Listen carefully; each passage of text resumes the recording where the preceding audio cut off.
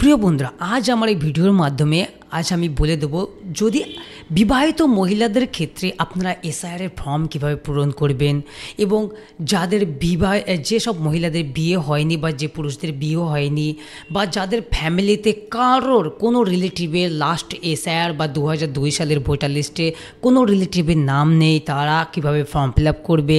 তো বিশেষত আজ আমার এই ভিডিওটা হচ্ছে বিবাহিত মহিলারা কিভাবে ফর্মটা ফিল আপ করবে, এই এসআইআর বা ইনুমারেশন ফর্মটা কিভাবে পূরণ করবেন সেই প্রসেস আমি আমার এই ভিডিওর মাধ্যমে দেখিয়ে দেবো। তবে আমার এই ফর্মটা দেখতে পাচ্ছেন, এটা ইংলিশে আমি ম্যানুয়ালি ফিল আপ করে রেখেছি আপনাদের বোঝানোর সুবিধার্থে, কিন্তু আমাদের পশ্চিমবঙ্গে এবার কিন্তু বাংলাতে ফর্ম দেওয়া হবে। একটা খুশির খবর, এই ফর্মটা বাংলাতে প্রিন্ট আউট করা হচ্ছে, এটা বাংলাতেও ফর্মটা দেওয়া হবে। তো আজ আমি আমার এই ভিডিওর মাধ্যমে আমি ইংলিশের ফর্মটাই আপনাদেরকে বুঝিয়ে দেবো আপনারা কিভাবে এই দেখেই আপনারা সেই ফর্মটাকে ফিল আপ করবেন। আপনাদের বাড়িতে বিএলও যাবে, আপনাদের বুথ থেকে বিএলও গিয়ে আপনাদেরকে দুটি ফর্ম দেবে, সেই দুটি ফর্মের মধ্যে একটি ফর্ম ইনুমারেশন ফর্ম। এই ফর্মটা আপনাকে ফিল আপ করতে হবে, এক কপি আপনাকে রেখে দিতে হবে এবং এক কপি আপনাদের বিএলও আছে, বিএলও জমা নিয়ে নেবে। তো বিবাহিত মহিলারা কি করবেন, ধরুন বিবাহিত মহিলারা কিভাবে ফর্ম ফিল আপ করবেন। আপনি ধরুন বিবাহিত হয়েছে, আপনি ধরুন আপনার জন্মগ্রহণ 1983 সালের আগে বা আপনার 2002 সালের ভোটার লিস্টে নাম ছিল। যদি আপনার 2002 সালের ভোটার লিস্টে নাম না থাকে তাহলে সেই ক্ষেত্রে কীভাবে ফর্ম ফিল আপ করবেন। ধরুন এখানে যখন আপনাকে বিএলও আপনাকে ফর্মটা দেবে, এখানে কিন্তু বিএলওর নেম এবং কন্ট্যাক্ট নম্বর কিন্তু এখানে থাকবে, দেখতে পাচ্ছেন এখানে কিন্তু বিএলওর নাম অ্যান্ড কন্ট্যাক্ট নম্বর কিন্তু এখানে থাকবে, এখানে অলরেডি থাকবে। তারপর এখানে দেখুন আমি একটা নাম লিখে রেখেছি, এই যে মহিলার ফর্মটা আমি ফিল আপ করেছি, কাকলি খাতুন বিশ্বাস। এখন যে নামটি আছে ভোটের ছবিতে, এখন যে নামটি হয়েছে সেই নামটি কিন্তু কাকলি খাতুন বিশ্বাস, মানে যে ফ্যামিলিতে বিয়ে হয়েছে সেই ফ্যামিলিতে কিন্তু বিশ্বাস টাইটেল। তো ওনার নাম আগে ছিল কাকলি খাতুন যখন বাবার বাড়ি ছিল, এখন কিন্তু ওনার বিয়ে হওয়ার পর কিন্তু ভোটের ছবি যখন ট্রান্সফার হয়েছে, নতুন ভোটের ছবি বার হয়েছে, তখন কিন্তু সেখানে কাকলি খাতুন বিশ্বাস হয়েছে। তো আপনার নামটি যখন এখানে প্রিন্টেড থাকবে, দেখবেন আপনার নাম বর্তমানে ভোটার কার্ডের যে নামটি আছে সেটাই কিন্তু এখানে প্রিন্টেড থাকবে এবং আপনার অ্যাপিক নাম্বারটা এখানে প্রিন্টেড থাকবে। তো বুঝতে পারলেন। তারপরের স্টেপে কি আছে, তারপরের স্টেপে আছে আপনার serial number, part number, assembly name এবং স্টেট নেম প্রিন্টেড থাকবে। তারপর থাকবে কিউআর কোড, এখানে কিন্তু একটা কিউআর কোড থাকবে, যে কোডের মাধ্যমে স্ক্যান করলে বিএলও আপনার ভোটার কার্ডের ডিটেলস পেয়ে যাবে। তারপর এখানে থাকবে ওল্ড ফটো প্রিন্টেড, আপনার ভোটার কার্ডের যে ফটোটা আছে সেই ফটোটা কিন্তু এখানে অলরেডি প্রিন্টেড থাকবে। আপনি এইগুলো দেখে নেবেন, আপনার নাম, আপনার সিরিয়াল নাম্বার এবং ফটোটা আপনার কিনা। ফর্মটা যখন হাতে পাবেন তখন ভালো করে দেখে নেবেন, তারপরে ফর্মটা পূরণ করবেন। এবং এইখানে একটা ঘর থাকবে, এইখানে একটা ঘর থাকবে, এই ঘরে আমি অলরেডি পাসপোর্ট সাইজের ফটোটা মেরে দিয়েছি এবং এখানে আপনাকে একটা আপনার রিসেন্ট পাসপোর্ট সাইজ ফটো একটা ক্যাপচার করে বা পাসপোর্ট সাইজ ফটো তুলে এখানে কিন্তু আঠা দিয়ে পেস্ট করতে হবে আপনাকে। ওকে, বোঝাতে পারলাম? তাহলে উপরের এটা ক্লিয়ার হয়ে গেল, উপরের এই বক্সটা পুরো যে কটা ঘর আছে এটা ক্লিয়ার হয়ে গেল। এইবার আসুন নিচে, এখানে প্রথম আছে আপনার ডেট অফ বার্থ। আপনার ভোটার কার্ডের যে ডেট অফ বার্থটি আছে, বর্তমানে যে ডেট অফ বার্থটি আছে সেই ডেট অফ বার্থে এখানে আপনি এন্টার করবেন। ধরুন আপনার ভোটার কার্ড অনেক আগেকার, সেখানে ডেট অফ বার্থ নেই, তবে আপনি আধার কার্ড অনুযায়ী আপনার যে ডেট অফ বার্থ আছে সেটা বসাতে পারেন।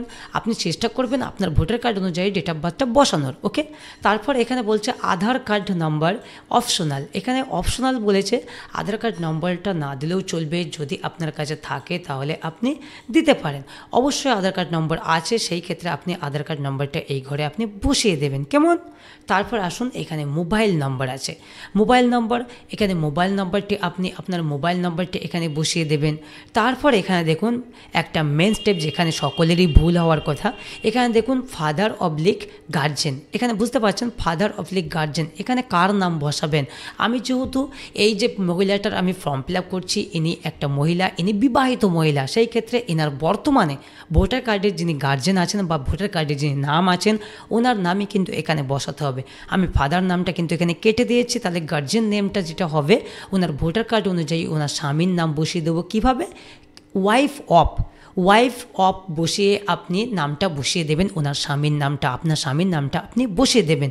যদি ধরুন আপনার বিয়ে না হয়ে থাকে বা আপনার স্বামী মারা গেছে, তাহলে আপনি আর যে গার্জেন বর্তমানে আছে তাহলে আপনি সেই গার্জেনের নামটা এখানে বসিয়ে দেবেন।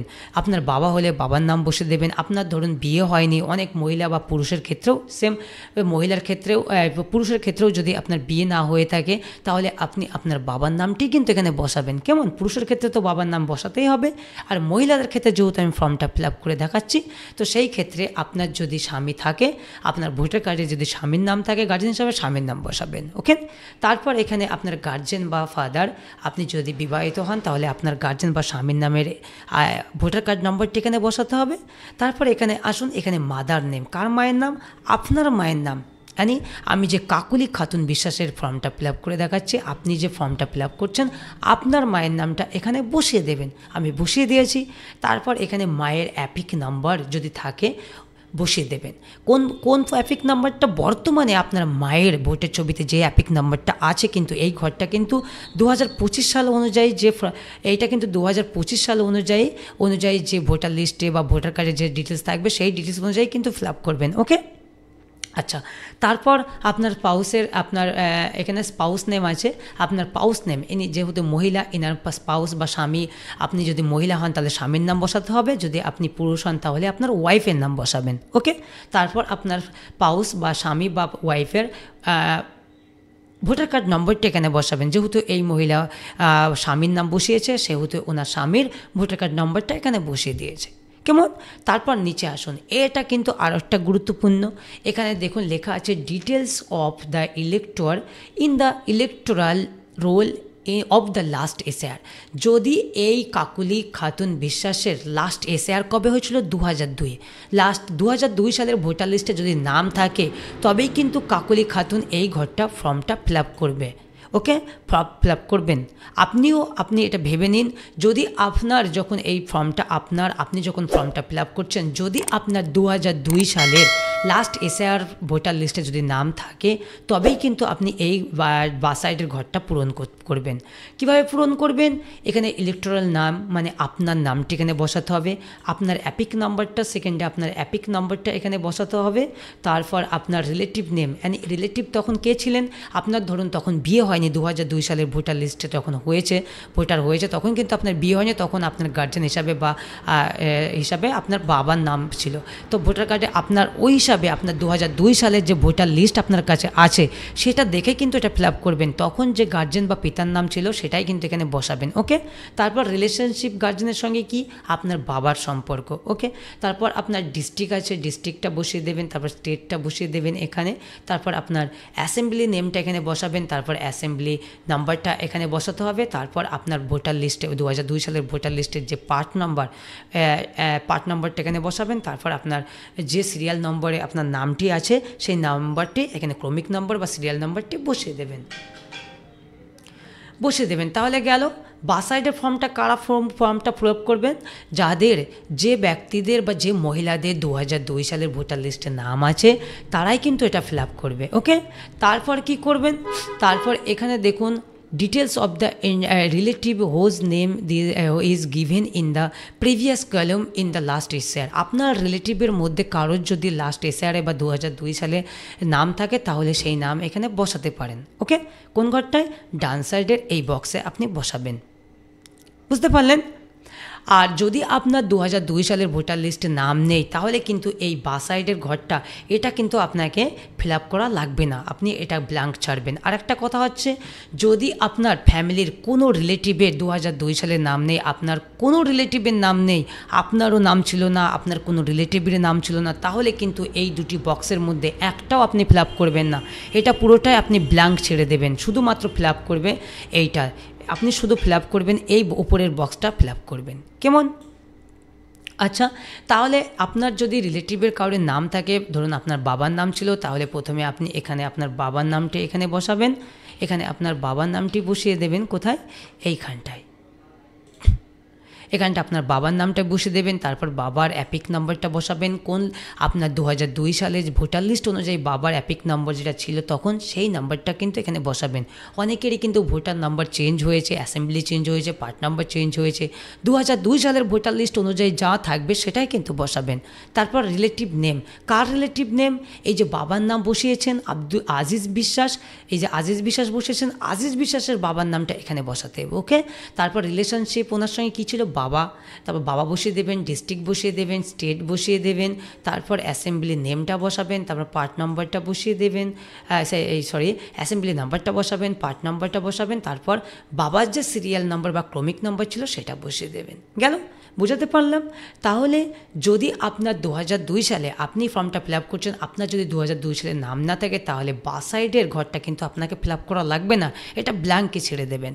আপনার কোনো রিলেটিভের বা আপনার বাবার যদি 2002 সালে ভোটার লিস্টে নাম থাকে তবেই কিন্তু আপনি ডান সাইডের কলমটা পূরণ করবেন। ওকে, গেল। যদি আপনার ফ্যামিলির কারোর নাম নেই 2002 সালে লাস্ট এসআইআরে, আপনারও নাম নেই, ফ্যামিলির কোনো রিলেটিভের নাম নেই, তাহলে কিন্তু পুরোটাই ব্ল্যাঙ্ক ছেড়ে দেবেন। ওকে, গেল। আচ্ছা, এবার আসুন নিচে।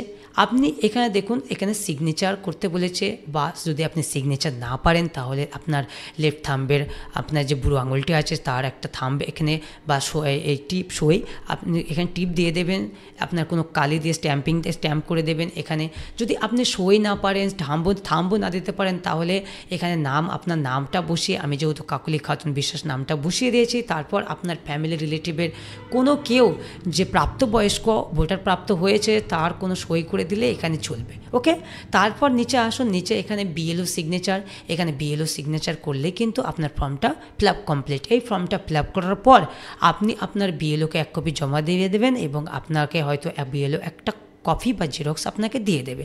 তো এই বিষয়ে আপনাকে বিএলও সমস্ত কিছু তথ্য বুঝিয়ে দেবে, কি এত ঘাবড়ানোর কিছু নেই, ফর্মটা কীভাবে ফিল আপ করতে হবে আমি আপনাদের দেখিয়ে দিলাম। তো বুঝতে পারলেন কিভাবে আপনারা যদি বিবাহিত মহিলা হন কিভাবে আপনাদের এই ফর্মটা ফিল আপ করতে হবে, এবং আপনাদের যদি বিবাহ না হয়ে থাকে তাহলে কিভাবে ফর্মটা ফিল আপ করতে হবে, চাहे সে পুরুষ হোক চাहे মহিলা হোক। বুঝতে পারলেন? আবারও আমি বলছি, আপনারা যখন ফর্মটা হাতে পাবেন এইখানে কিন্তু পুরোটাই আপনার নাম, ডিটেলস, সিরিয়াল নাম্বার, বারকোড এবং আপনার অলরেডি ওল্ড ফটো এখানে দেওয়া থাকবে, আপনি দেখে নেবেন। তারপর আপনাকে ফিল আপ করতে হবে, এই বক্সটা তো আপনাকে ফিল আপ করতেই হবে, এটা সকলকেই করতে হবে। তারপর যদি আপনার 2002 সালে লাস্ট এসআইআরের নাম থাকে তাহলে এই বাঁদিকের বক্সটা আপনাকে পূরণ করতে হবে ঘরটা। তারপর আপনার যদি কোনো রিলেটিভের নাম থাকে তাহলে এই বক্সটা পূরণ করবেন, এই পাশের ডান সাইডেরটা পূরণ করবেন। গেল। যদি আপনার 2002 সালের লিস্টে নাম না থাকে তাহলে বাঁ সাইডেরটাও পূরণ করা লাগবে না, মানে এটা আপনাকে পূরণ করা লাগবে না। যদি আপনার ফ্যামিলিতে কারোর কোনো রিলেটিভের যদি 2002 সালে নাম না থাকে তাহলে এইখানটায় কোনো ঘরে আপনি ফিল আপ করবেন না, পুরোটাই ব্ল্যাঙ্ক ছেড়ে দেবেন। ওকে, তারপর সিগনেচার করে দেবেন এবং আপনার বিএলও সিগনেচার করলেই কিন্তু কমপ্লিট। তো বন্ধুরা, আজ আমার ভিডিও ছিল এই পর্যন্ত। আমার ভিডিও যদি ভালো লাগে অবশ্যই আমার চ্যানেলটাকে সাবস্ক্রাইব করবেন এবং আমার ভিডিও লাইক অ্যান্ড শেয়ার করবেন, বন্ধুবান্ধবীদের শেয়ার করতে ভুলবেন না, যাতে আমার ভিডিও দেখে ওনারাও যাতে ফর্মটি কীভাবে ফিল আপ করতে হয় শিখে নেবেন বা দেখে নেবেন ভালো করে, যাতে পরবর্তীতে কোনো অসুবিধা না হয়। তো ভালো থাকবেন, সুস্থ থাকবেন।